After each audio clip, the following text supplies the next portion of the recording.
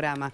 Por lo pronto, pues, bienvenido, Leo, como siempre, como todos los viernes. Hacenos un repaso de este hombre que fue presidente de la República, también de facto, luego constitucional, colorado, militar, que hizo importantes reformas en su gobierno, entre ellas la parte educativa. ¿Y en qué nos habíamos quedado desde la última vez, verdad, que hablamos de esta figura? Muy bien, Lorenzo Latorre fue llevado al poder por 5.000 vecinos. Creo que nos habíamos quedado por ahí en un Uruguay bastante desquiciado desde el punto de vista político, con guerras sistemáticas, ¿verdad? Revoluciones, revueltas, y de alguna forma una crisis económica que hacía que se necesitara un poder central fuerte. Por lo tanto, este joven, 31, 32 años tenía cuando lo fueron a buscar, era coronel, había peleado en la guerra del Paraguay, y de alguna forma era sindicado como el redentor. Y cuando utilizo la palabra redentor y sindicado, son palabras que utilizaba el diario El Siglo, en aquel momento de la familia Ramírez, de Carlos María Ramírez, Gonzalo Ramírez. Ellos planteaban de que tal vez ese señor podía dar el orden que no existía en el Uruguay. Por lo tanto, lo llevan hacia el poder, lo aupan hacia el poder, literalmente lo aupan hacia el poder, desde su casa, en la calle Convención, hasta el fuerte, que era donde funcionaba el Poder Ejecutivo, donde actualmente es la Plaza Zabala. Ahí estaba el fuerte, digamos, histórico de Montevideo, que bueno, luego fue demolido. Por lo tanto, lo llevan hacia el poder y él, con todo el poder en sus manos, como un dictador, como un gobernador provisorio, que fue lo que juró, además teniendo una gran espalda con respecto a los grupos económicos de poder que lo apoyaban, ya sean los estancieros y el alto comercio de Montevideo. Por lo tanto, comienza a funcionar el gobierno apuntalado en algo muy básico, que es la Asociación Rural del Uruguay, la ARU. No podemos entender el gobierno de Latorre y la modernización si no entendemos la Asociación Rural del Uruguay y el efecto que tuvo en la historia del Uruguay. La Asociación Rural del Uruguay fue creada el 3 de octubre de 1871 a las 2 de la tarde. ¿Por qué digo las 2 de la tarde? Me encanta la precisión, ¿no? Porque en el acta fundacional dicen la segunda campanada de la iglesia matriz, que era de alguna forma como tenían ellos para medir el tiempo. No todos tenían reloj, en realidad la iglesia matriz era como... La que marcaba la hora oficial. La que marcaba la hora oficial. Y ahí se reunieron los más importantes terratenientes del Uruguay y formaron una patronal, ¿verdad?, que tenía como función ser un grupo de presión. Ellos lo dicen en el acta fundacional, ser un grupo de presión a los gobiernos de turno para que se puedan generar las bases para producir. ¿No? Uruguay era un país que venía desde el punto de vista político desquiciado, con guerras, revoluciones, presidentes que duraban 2 meses, 1 año. Por lo tanto, bueno, el alma mater fue un hombre llamado Domingo Ordoniana. ¿tá? La mayoría eran hijos o nietos de inmigrantes exitosos. Quedaba poco del viejo patriciado oriental, de los Artigas, ¿no? de los Lavalleja, de los Rivera, quedaba poco. Eran estancieros con visión empresarial. ¿tá? Por lo tanto, esos estancieros con visión empresarial se dieron cuenta que había 2 grandes problemas en el Uruguay. Punto número 1, los problemas políticos del Uruguay que eran desquiciantes, ¿verdad? Y por otro lado, el gaucho. El gaucho era un problema, ¿verdad? Básicamente, obviamente robaba el ganado, generaba desmanes. Por lo tanto, cuando ellos apoyan a Lorenzo Latorre sabe que hay un proyecto detrás de él. Y de hecho, las primeras medidas que toma Latorre son en consonancia con la Asociación Rural del Uruguay y con Domingo Ordoniana. Por lo tanto, ¿cuáles son las medidas de este gobierno de Latorre? A grandes rasgos, nos queda una tercera parte, así que igual... Igual ponernos en fechas. Estamos hablando de 1876, cuando toma el gobierno Latorre, y comienza una serie de reformas que podemos dividirlas en 4.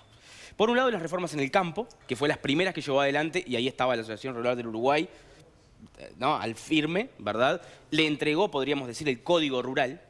¿tá?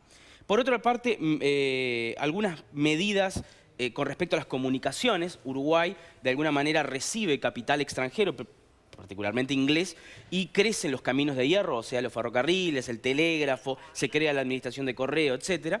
Por otra parte, reformas en el Estado, reformas que tienen que ver con el funcionamiento del Estado, un Estado más moderno, y por otra parte con el ejército, ¿no? Latorre moderniza el ejército, y por último la reforma educativa o escolar.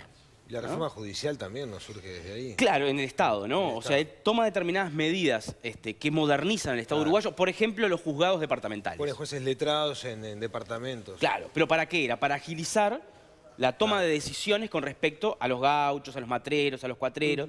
No era lo mismo estar en Cerro Largo y tener que ir a 33 que en Cerro Largo tener... Resolver el problema en Cerro Largo. Exactamente. ¿Y en la educación cuál fue esa reforma tan importante? Y acá tenemos un punto muy interesante, y es, ¿por qué un hombre como Latorre, un mandón, un hombre que estaba acostumbrado a la autoridad, que no le gustaba preguntar a nadie, toma la decisión de ir a buscar a un enemigo, absoluto enemigo, que era José Pedro Varela, que tenía muchas ideas muy modernas y modernizadoras con respecto a la educación como liberadora, la educación relacionada con la democracia, y lo va a buscar y le dice, bueno, se reúne con él y le dice, haz lo que quieras, tenés el poder del Estado, lleva adelante tu reforma.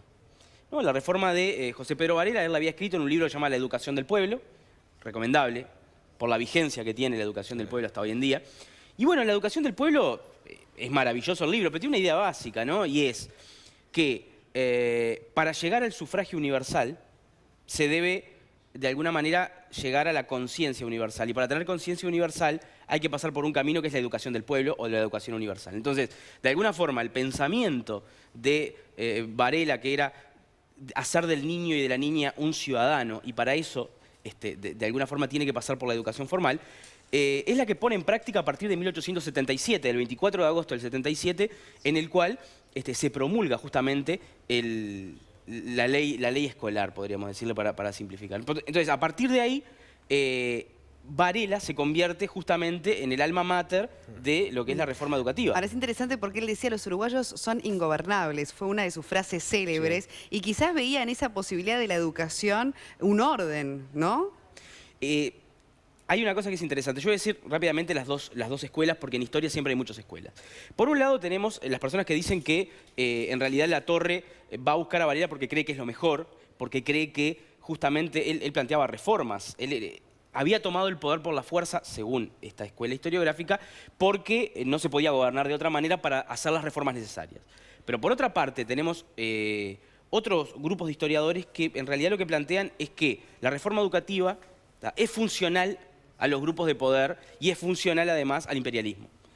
Domingo Ordoniana había escrito, el presidente de la ARU, había escrito en 1875 y en el 73, en la revista de la ARU, que había que educar a la mano de obra para disciplinarla. ¿No? Entonces, sí. Estas escuelas historiográficas lo que dicen es, no, pará. En realidad, la reforma educativa no es una cosa benevolente. No, en realidad lo que estaban haciendo es educar a la mano de obra, exterminar al gaucho por un lado y por otro, claro, dominar esa mano de obra que estaba absolutamente alzada. Es un debate apasionante. Es un debate apasionante. Leo, tú discúlpame, ¿no?